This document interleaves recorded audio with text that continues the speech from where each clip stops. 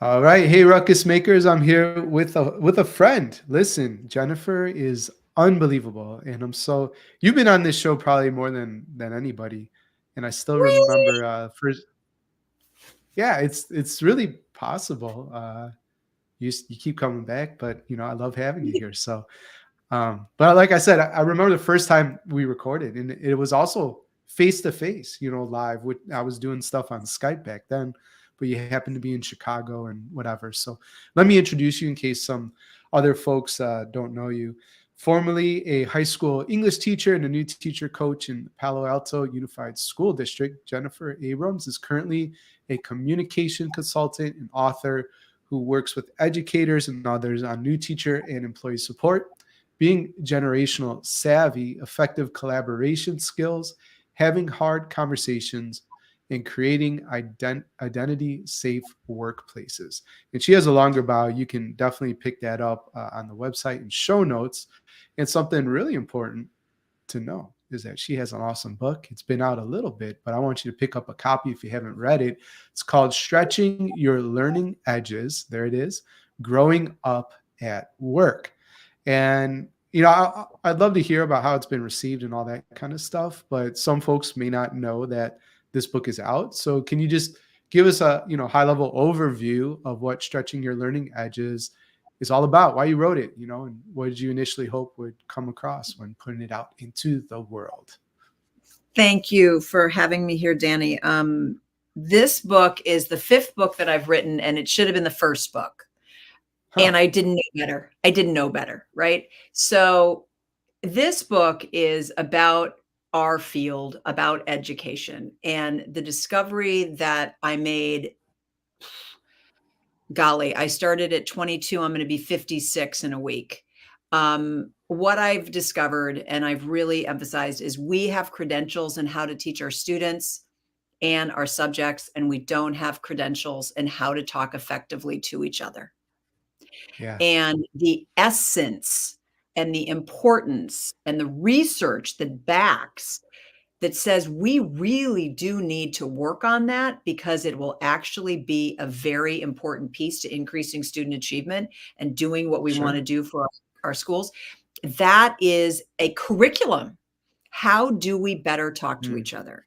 And how are we pros?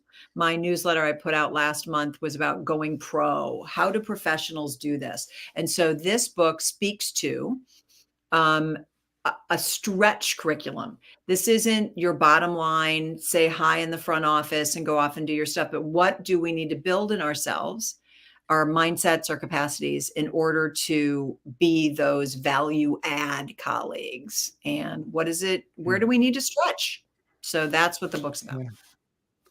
That's really good. You visited the mastermind too. I don't know if you ever met Fran McGreevy when you did visit, but he has a saying, and he's a retired principal at this point, and just super leader.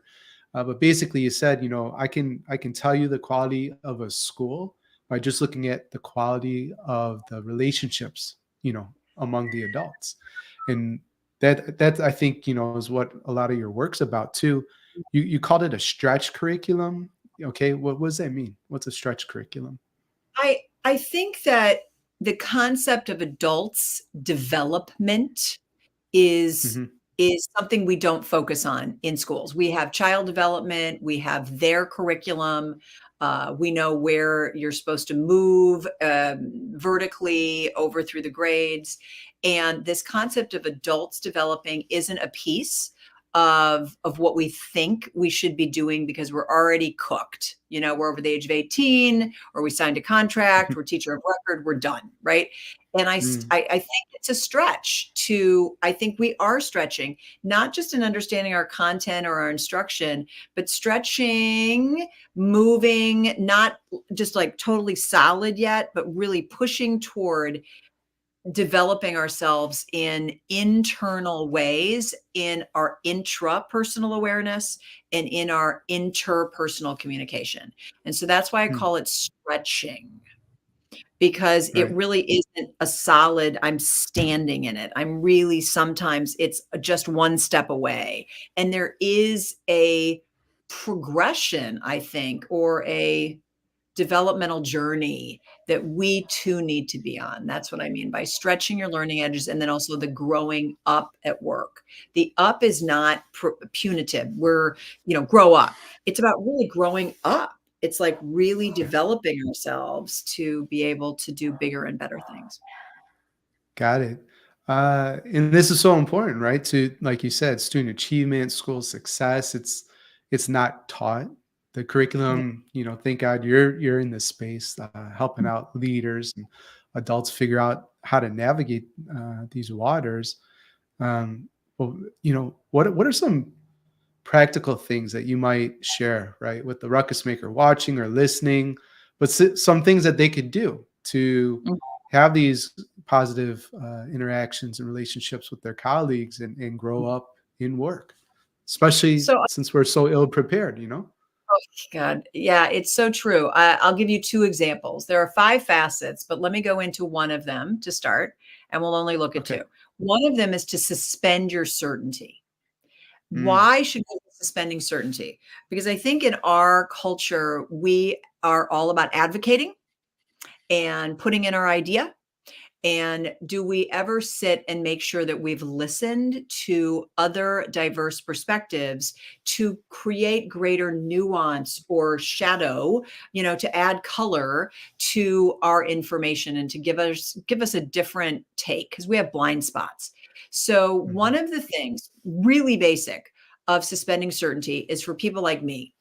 If you're a person who's like, I'm taking the lead, I'm an external processor, I'm a toaster, as people say, I immediately process, I immediately put in my 2 cents. Suspending certainty could be as easy as listening to 3 people before mhm, you add your idea.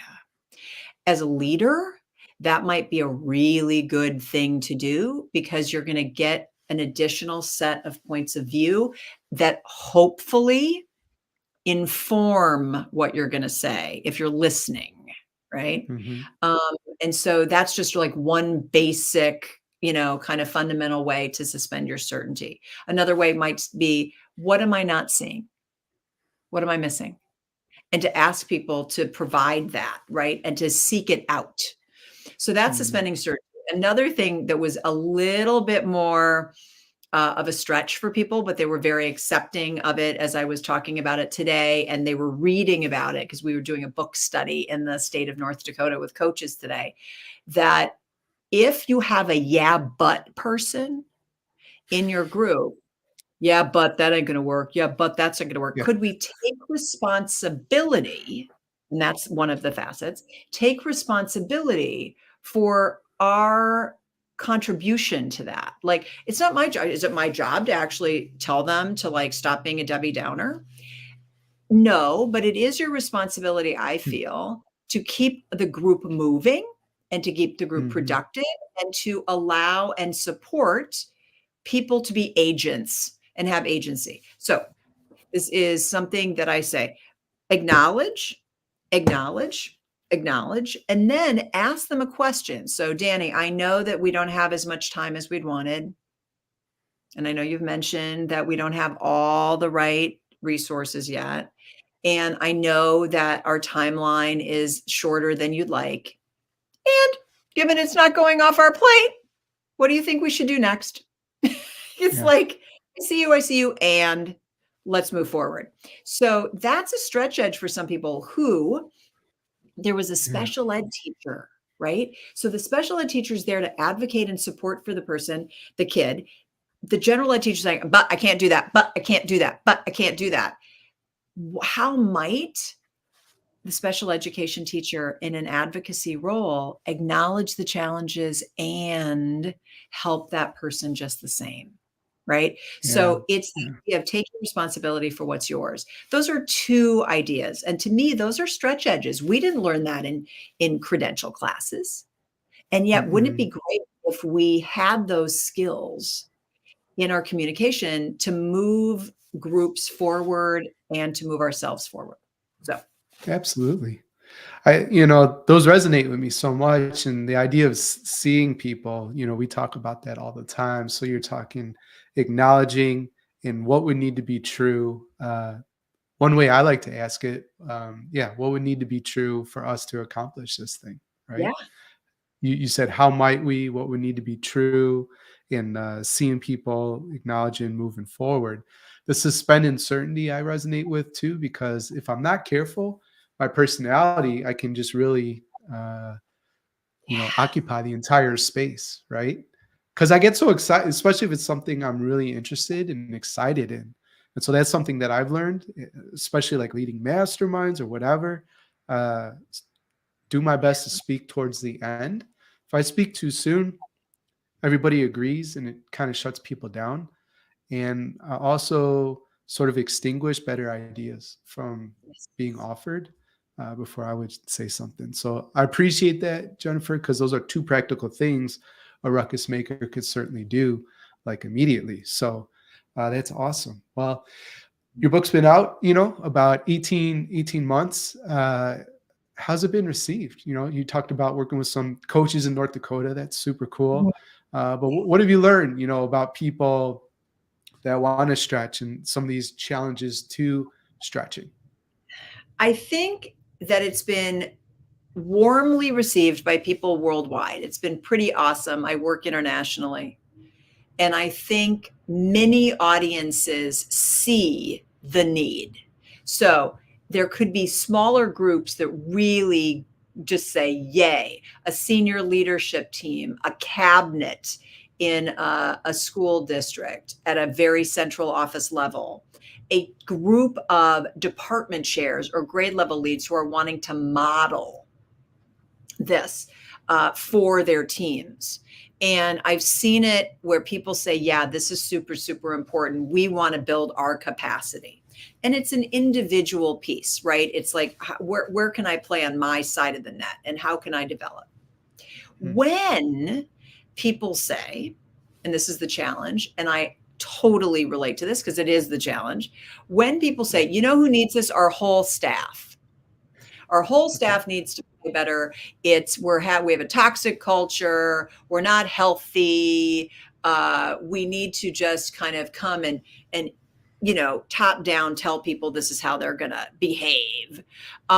That's going to end up being painful, right? So it's an interesting question for me as to, given that you can't just go grow up, right? That's not going to work. What is the best way to bring people forward? This is with any initiative, right? Why Mm, would this be beneficial? In which way can we add pieces so that it isn't just like, here's the book, you got to live this. But for example, and this is what I thought was really super. One group, a school out of Calgary, amazing place, called me and said, we have a PD day, which is very common, right? Where we're going to go through something, a particular discussion that we have to do for 4 hours or whatever in order to meet our accreditation needs. Nobody wants to be in the discussion. Everybody's already tired. They don't even want to show up, right? zero. Can you come to just, kind of bring a level of professionalism and mindfulness in a way that people can hear you into the first hour?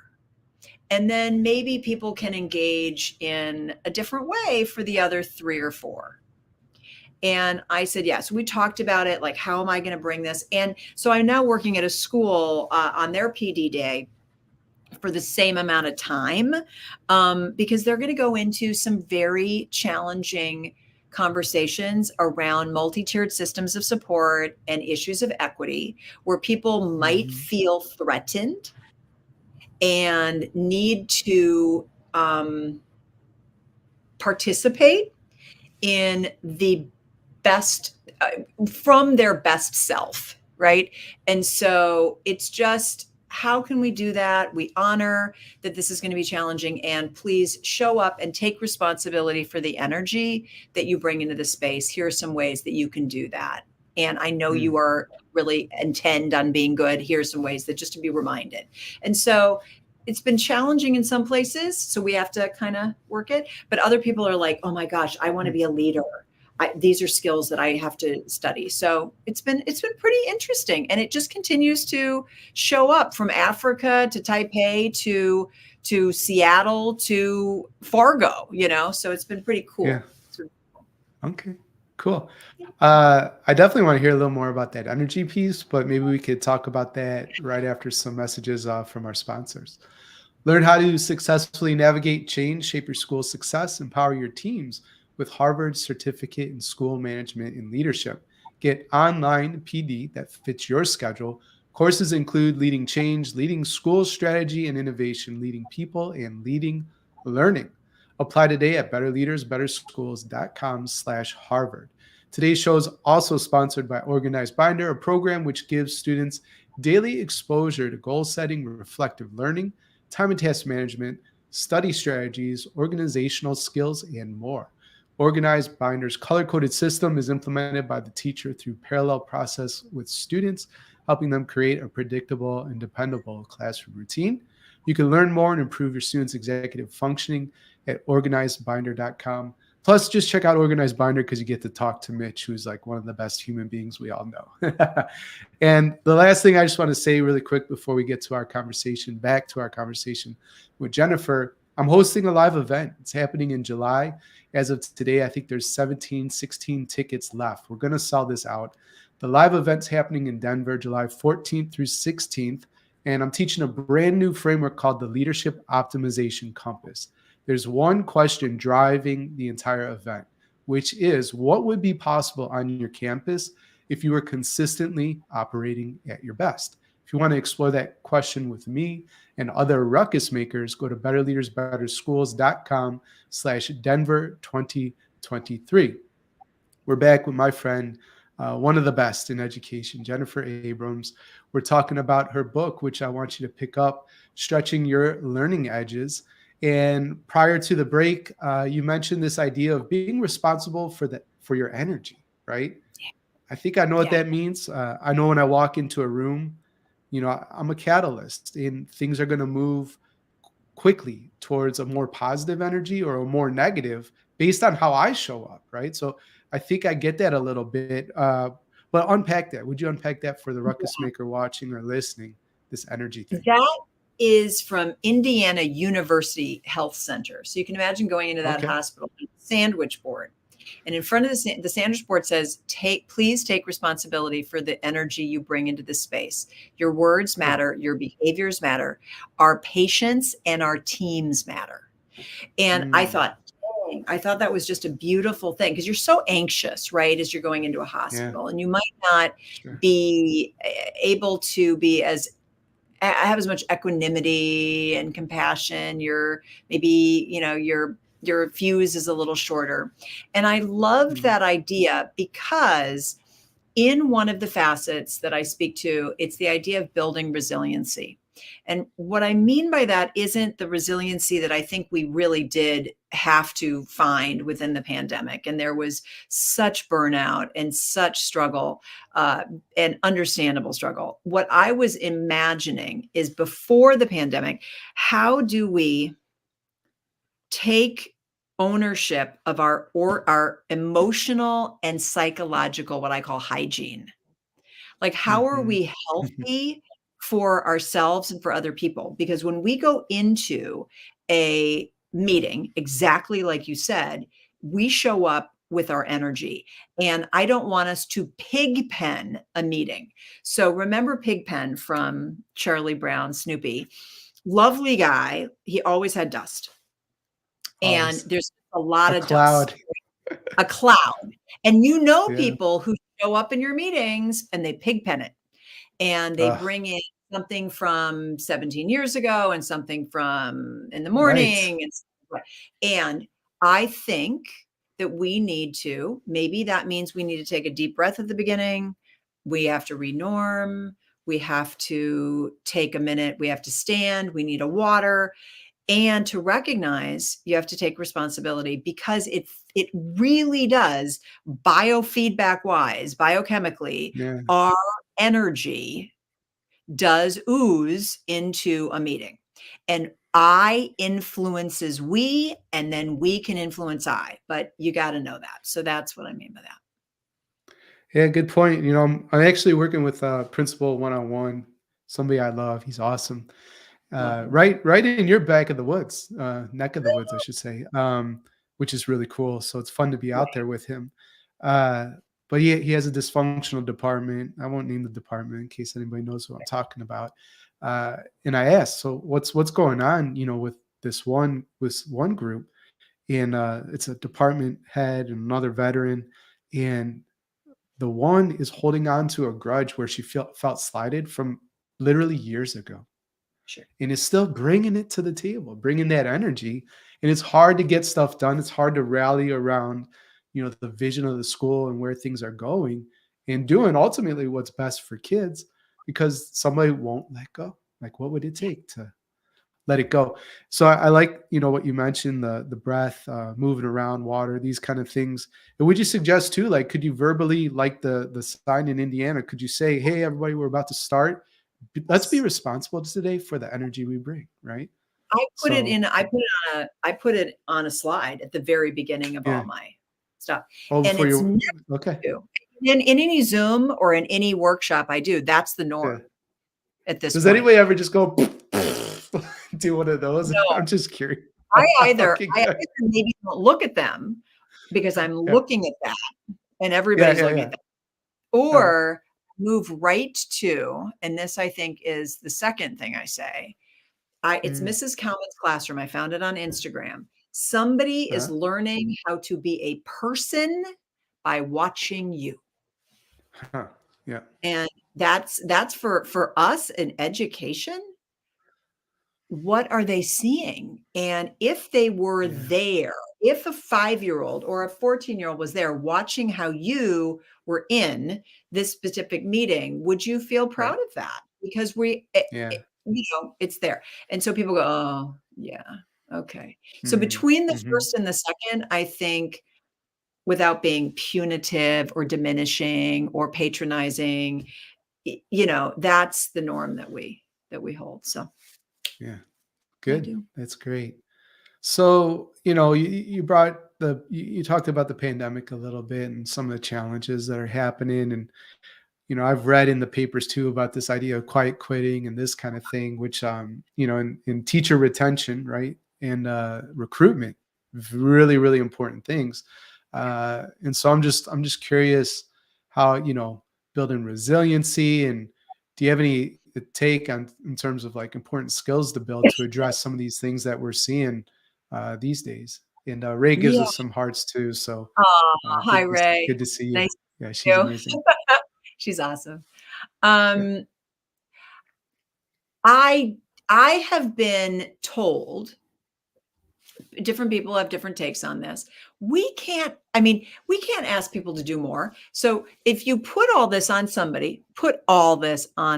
so to speak, Mm, some people will put their hands on their heads and go, this is a lot. This is a uh, lot. Like I can barely teach, and now you want me to be a nice person with my right. colleagues. I mean, Yeah. and Um, I kind of giggle and I say yes, I do, because that's the job. The job is everything, right? And yeah. people say, but you can't add this to people. It's going to cause them to burn out faster. It's going to it's going to make them feel like they want to quit. Hmm. I'm going to guess.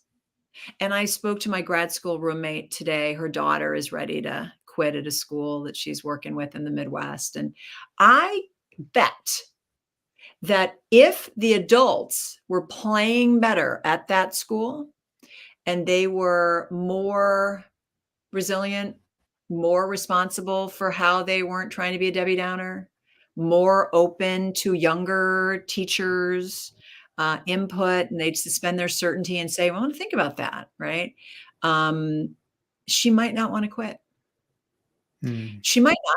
Now, fair enough. It could be for a lot of other reasons, but I truly feel like this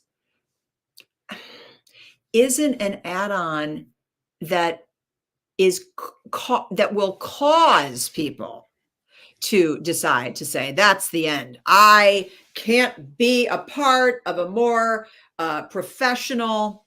thoughtful, psychologically aware, and emotionally capable group. That's it. I'm out of here, right? I'm going to guess they're not going to do that. So Yeah. I think it's something that could add value. That's Yeah. my thought. I don't know that. I haven't done the research. And boy, if somebody wants to do a PhD on this, more to Mm. it. But I've also had people say to me, I'm not growing in this way. I'm retiring in a year. I have Mm. no time to add this. And I go, God, I hope my pilot doesn't say that about learning the flight Mm. plan. And my doctor Mhm. doesn't Mhm. say that about Yeah. new drugs. I hope that we stay professional until Right. we're retired. So Yeah. that's Yeah. my 2 cents on that. You know, it'll solve the recruitment side of things too, because the buzz in the community, right? You're gonna be known as a great place to work, Yeah. right? And so maybe you haven't done the research, but I've worked with a few folks, and there's one superintendent I'm thinking about down in Texas. Lisa, if you're watching, we love you. She's often like commenting on posts, and I just I really respect and admire the work she's doing. But she told me, "Hey, Danny, teachers will drive past districts closer to their home that pay a Yes. higher salary because we treat them right. We treat them Wow. right in our system, And so I think that's exactly what you're talking about, and she's doing a fantastic job. So awesome, awesome stuff. All right, I have two more questions before we go. One being, just like, all right, this book's out. How does it align with all your books? Congrats on Mm. having 5 books, but is it an extension of what you've always been focusing on, or how's it fit in? I think I've thought about trying to do an institute, the Abrams Okay. Institute, communicate, Oh, sign me up. right? Oh, yeah, sign you up, Danny. And yeah, and you would be totally like, "I can design that. We can work on that." It's To me, it's maybe the overarching concept, this Yeah. assumption and presupposition that we need to develop in this way in order for schools and classrooms to be even better. So, what are the skills? And so, this to me would be maybe an initial overview and then a little bit around more collaboration, could include the generational stuff. It could be about hard conversations and finding your voice around what matters as a supervisor, as a principal, as a colleague. It could be we're working on, moving out initiatives. How do I respond when something comes to me? And what kind of questions do I want to ask in order not to be resistant? It's all about communication and messaging and and intrapersonal stuff, all of it. I think, as I've mentioned, I think this could be the first book or the umbrella book. But it's Hmm. it's that piece. Remember, we don't talk about adult to adult communication. We just think people should know how to do it. And I Yeah. I didn't. So that's why I'm here. I want to help people find their voice. So Yeah. That's thanks. awesome. Yeah. So needed. We can't make that assumption. So my Hmm. last question, I know you've been on the show and you've answered a lot of these, but let me just see what Oh, your take will be that's today. great. If you could put one message on all school marquees around the world for just a single day, what would Jennifer's message be today? Uh, be a humane, uh, grow yourself to be a humane human being. Yeah, something about being a humane human being.